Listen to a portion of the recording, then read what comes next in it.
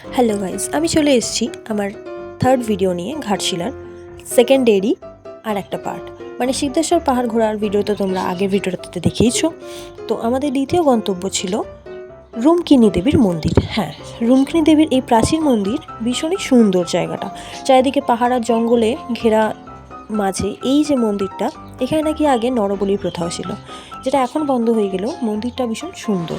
তো তারপরে এই মন্দির থেকে ঘোরার পরে তারপর আমরা চলে যাই আমাদের থার্ড গন্তব্য রাতমোহনা। হ্যাঁ, এই জায়গাটার নাম হচ্ছে রাতমোহনা। জায়গাটা অসাধারণ ছিল, আর এই রোদের মানে ঝলমলাইতে জলগুলো আরও বেশি চকচক করছিল। এই পার থেকে ওই পারটা কাছাকাছি হলে জলের স্রোত আর জলটা ভীষণই পরিষ্কার ছিল। যাতে স্রোত তো বেশি ছিল না, কিন্তু জলটা এতটাই পরিষ্কার ছিল, আর সাথে জায়গাটার ভিউটা মানে আমি কী বলবো। তারপরে আমার বাবান্দা চলে যায় নিচে এই স্বচ্ছ জলে পা ডোবাতে। সত্যি জলটা এতটা সুন্দর আর স্বচ্ছ ছিল, পা ডুবিয়েও শান্তি। তো বাবান্দার সঙ্গে এক টিনটিনে চলে যায়। তারপরে আমিও যাবো বলে বায়না করে নিচে নেমে যাই, যে আমাকে তো সব জায়গায় গিয়ে এক্সপেরিমেন্ট করতেই হবে, নয়তো সেটা আর আমি হলাম কীভাবে।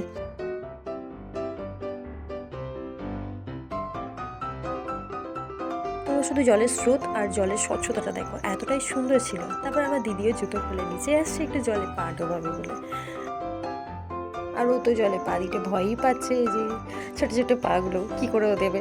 মানে ও সত্যি খুব ভয় পাচ্ছিল জলে পা দিতে। তারপর আমি তো এই পার থেকে ওই পারে চলে গেছিলাম, যে ওই পার দিয়ে ভিউটা কেমন দেখতে লাগছে। সত্যি অসাধারণ লেগেছে। তো আসার পর আমরা তিনজনেই জলে পা দিয়ে কিছুক্ষণ বসি।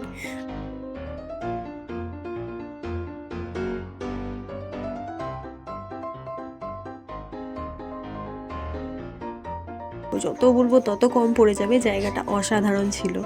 সত্যি খুবই সুন্দর ছিল, আর ভিউটা আমার তো আসতে ইচ্ছা করছিল না, কিন্তু কি করা যাবে, আসতে তো হবেই। আমাদের এখনও অনেক জায়গা ঘোরা বাকি। তো তারপরেই ওর পাশেই ছিল একটা ঝর্ণা, যেটা ওখান থেকে তোমরা কতটা দেখতে পেয়েছো জানি। এই যে আমরা এই ঝর্ণায় চলে এসেছি, ওর পাশেই একদম ছিল রাতমোহনা এই ঝর্ণাটাও সত্যি ভীষণ সুন্দর ছিল। তারপরে ওটাও দেখার পর আমরা চলে যাই আর একটা জায়গায়, যেখানে এই যে শুধু পাহাড়ে আমরা উঠেছি। পাহাড়ের ভিউটা বেশ সুন্দর ছিল, কিন্তু কষ্ট করে আমরা খেয়ে দিয়ে আমাদের লাঞ্চ কমপ্লিট করে অতটা পাহাড় মনে হচ্ছিল শুধু আমরা ওয়াকিং করতে গেছিলাম, শুধু খাবারটা হজম করার জন্য। তো তার জন্য আর ভিডিওটা দিইনি। তো যাই হোক, ওটাও ঘোরার পরে আমরা চলে যাই আবার আর একটা জায়গায়, যেটা হচ্ছে সূর্য মন্দির। এই সূর্য মন্দিরটার পাশেই ছিল হচ্ছে এই নদীটা হচ্ছে সুবর্ণরেখা নদী, যেটার পার তোমরা দেখতেই পাচ্ছ। আর উপরটা ছিল সূর্য মন্দিরের ভিতরটা আমরা গিয়ে দেখতে পাই এরকম। এটা হচ্ছে সূর্য দেবতা। তারপর আমরা চলে যাই আমাদের আর একটা ঘোরার জায়গায়, যেটা হচ্ছে সুবর্ণরেখা নদীর মধ্যেই পড়ে। তোমরা ভিউটা দেখতে পাচ্ছ, সানসেটের সময় আমরা গিয়েছিলাম, মানে একেবারে বিকালের টাইমে। ভিউটা কতটা সুন্দর।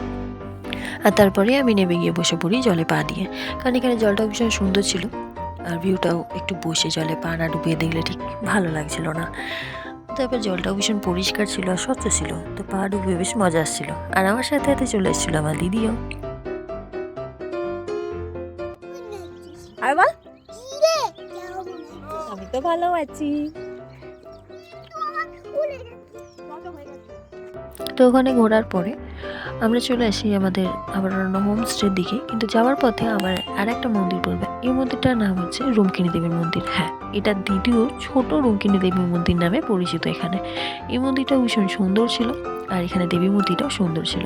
তারপরে ওই মন্দিরে ঘোরার পরও আমরা চলে যাই এই জলস্রোতের কাছে। এটা ছিল আমাদের হোমস্টে থেকে একদম কাছে, মানে 5 মিনিটের রাস্তায়, যেটা ছিল ভীষণ সুন্দর। আর বিকালের টাইমে গিয়েছিলাম, যেহেতু তোমরা দেখতেই পাচ্ছ যে কতটা সুন্দর ছিল। সো গাইজ, আমাদের সব কিছু ঘোরা কমপ্লিট ঘাটশিলায়। তো কাল সকালেই আমরা বেরিয়ে পড়বো কলকাতায় আমাদের বাড়ির উদ্দেশ্যে। ভিডিওটা ভালো লাগলে লাইক, কমেন্ট অ্যান্ড সাবস্ক্রাইব করে দিও। দেখা হচ্ছে পরের ভিডিওতে।